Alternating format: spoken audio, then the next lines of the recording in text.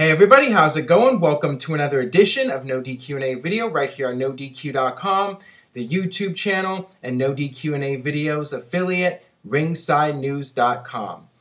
Got your questions here regarding old school Raw and some other topics. You can submit questions at spring.me/AaronRift. With that being said, let's get down to the questions. First one today comes from John316. What are your overall thoughts on old school Raw this week? Did they deliver? Absolutely. I really enjoyed the old school Raw show this week. Usually the old school Raws are very entertaining. You have the nostalgia. This year, not only did you have that, not only did you have the random nostalgic moments, like with the New Age Outlaws running out and having Too Cool in a match with 3MB, but also the legends actually played a role in the current storylines. You had Ric Flair come out and have that segment with Randy Orton, and that helped build up the John Cena-Randy Orton match at the Royal Rumble. And then you had, later on in the show, you had Roddy Piper with Piper's Pit and The Shield. And I really enjoyed the back and forth between Roddy Piper and Dean Ambrose, and that was another effective way to further the Shield breakup storyline. So yeah, overall, definitely a thumbs up show. And the icing on the cake was Jake Roberts making his big surprise return at the end. I don't think a lot of people were expecting that, and it was certainly a very cool moment to see him come out and end Raw on a very high note. All right, this one comes from Second Cation. With Jake Roberts returning last night, does this mean that him and WWE are on good enough terms for Jake to make an appearance in this year's or next year's Royal Rumble? And I've also gotten questions regarding Jake Roberts going into the Hall of Fame. I definitely think that it's a good sign that Jake was on Raw this week. I think it does mean that WWE is at least interested in working with Jake Roberts again, and that could lead to bigger things like a Royal Rumble appearance, or even better, a Hall of Fame induction this year, which I think would be tremendous for WrestleMania 30 to have Jake Roberts go in the Hall of Fame. And I think now is the time. I think coming off the whole DDP yoga and the big comeback, I think now is the right time for Jake to go into the Hall of Fame. I don't know if he's going to do a Rumble appearance or not. If he does, obviously, everyone's going to keep it a secret. Jake's going to downplay it. It won't be as much of a surprise now, but you know, him in the Royal Rumble would still be a really awesome thing to see. But if it doesn't happen, at the very least, I hope he gets the Hall of Fame induction this year. And I do think that there's a good chance of it happening. All right, this one comes from Warrell. Do you think WWE dropped the ball not having Big E Langston respond to Brock's attack on Mark Henry, giving the opportunity to put over Big E on a big scale and even put the IC belt on Brock and give him some status to the belt? Well, the thing that's weird about that is that on SmackDown, they had the backstage interview with Big E Langston, so, you know, one would think that that's going to lead to something, and as it turns out, Big E didn't get involved with Brock Lesnar at all. Now, I can understand why. I think that, you know, WWE is protecting Big E, and let's face it, whoever's facing Brock Lesnar next, which appears to be the Big Show, that person's going to be doing the job, and I think WWE wants to continue pushing Big E and not have him lose any major matches at this point. So, you know, I understand where WWE is coming from. I just don't understand why they did that backstage segment if they weren't going to have him do something with Brock Lesnar. So I guess they just decided not to go in that direction and just focus on Brock Lesnar and the Big Show going into the Royal Rumble. All right, this next one comes from Batista27. Hey, Aaron, what do you think is WWE's major announcement on Wednesday? And what do you think WWE has planned for Sheamus when he returns to the active roster? Please answer in video if possible. Well, brace yourself here. The major announcement is that the Attitude Era is returning. No, I'm kidding. Attitude Era not returning.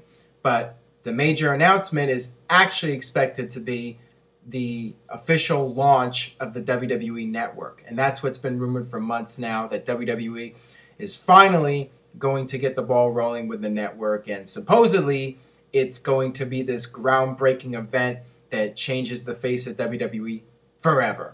So time will tell if that in fact happens.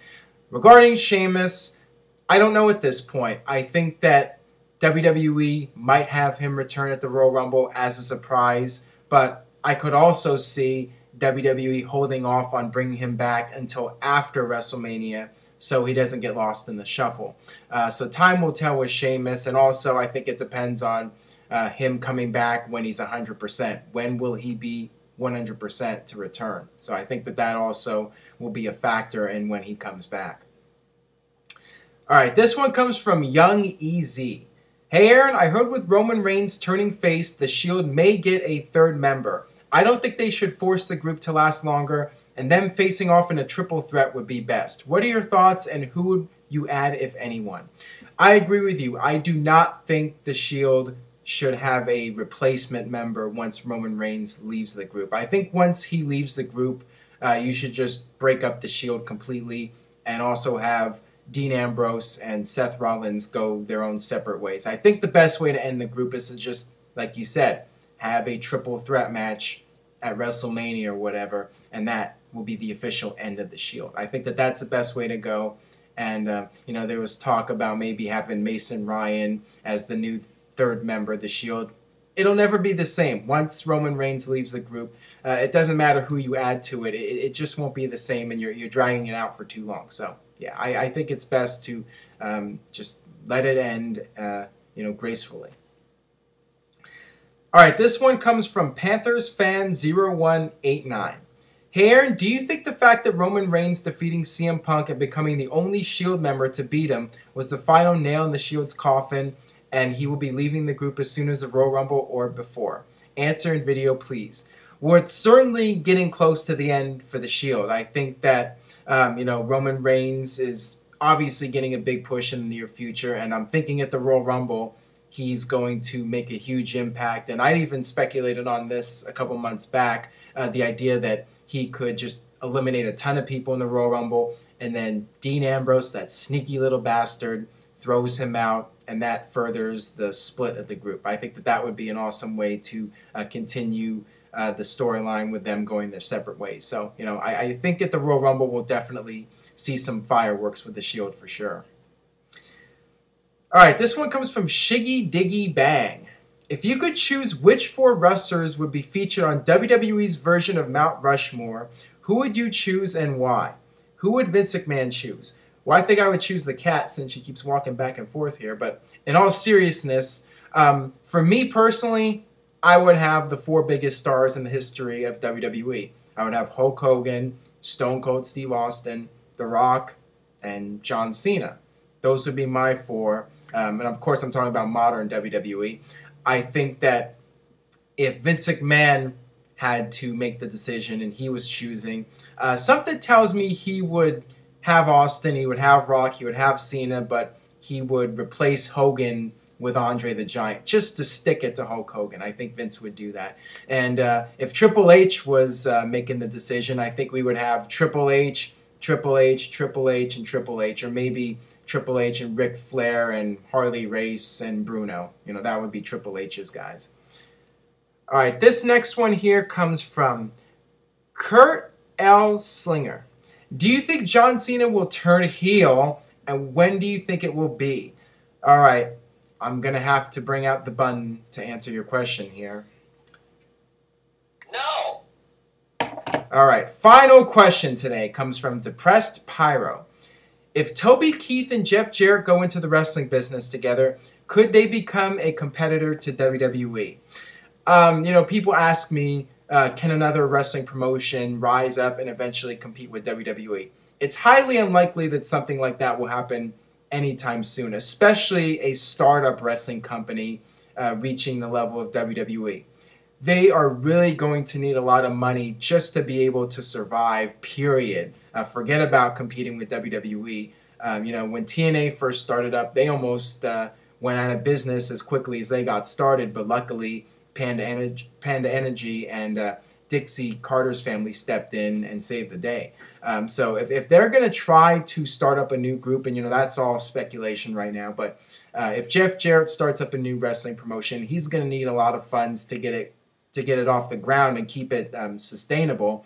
And then 5 years down the line, you can start thinking about maybe competing with WWE. But that should not be the goal. The goal should just be to have a thriving company that is profitable and is giving people jobs. So if they can do that, more power to them. And there should be more promotions out there. I mean, it's definitely healthy for the industry, where guys can have other places where they can go to work.